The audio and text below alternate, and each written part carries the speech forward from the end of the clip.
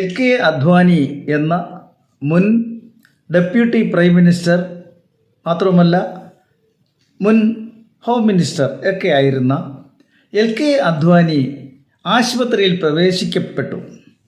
അതിലൊരു മാന്യൻ പറയുന്നത് ചെയ്ത പാപത്തിൻ്റെ ശിക്ഷയാണ് പോലും. എന്താണെന്നറിയാമോ പാപം? ബാബറി മസ്ജിദാണ് പ്രശ്നം. ഈ 98 വയസ്സ് വരെ അദ്ദേഹം ആരോഗ്യവാനായി ജീവിച്ചിരുന്നു. ഒരുപാട് കാര്യങ്ങൾ ചെയ്തു. വളരെ ദുർബലമായിരുന്ന BJPയെ തൻ്റെ രഥയാത്രയിലൂടെ 2ൽ നിന്നും വർദ്ധിപ്പിച്ച് അംഗസംഖ്യ വർദ്ധിപ്പിച്ച് ഇന്ത്യയുടെ ഭരണം വരെ BJPക്ക് നേടിക്കൊടുക്കാൻ കഴിഞ്ഞ അത്യത്ഭുതകരമായ ഒരു പ്രവൃത്തിയാണ് അദ്ദേഹം കാഴ്ചവെച്ചത്. ലോകം മുഴുവൻ അദ്ദേഹത്തെ ആരാധിക്കപ്പെട്ടു.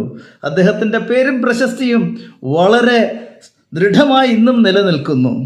പിന്നെ അദ്ദേഹം ചെയ്തത് രഥയാത്രയിലൂടെ ഈ രാജ്യത്തെ ജനങ്ങളുടെ ആത്മാഭിമാനം ഉണർത്തി ഈ ദേശത്തിൻ്റെ ചരിത്രത്തിൽ സംഭവിച്ച ഒരു കളങ്കത്തെ തുടച്ചു നീക്കുന്ന വിശിഷ്ടവും ശ്രേഷ്ഠവുമായ ഒരു ദൗത്യത്തിലേക്ക് ഈ രാജ്യത്തെ ജനങ്ങളെ അതിലേക്ക് പക്വമാക്കിയ ആ മഹത് വ്യക്തിയാണ് അദ്ദേഹം.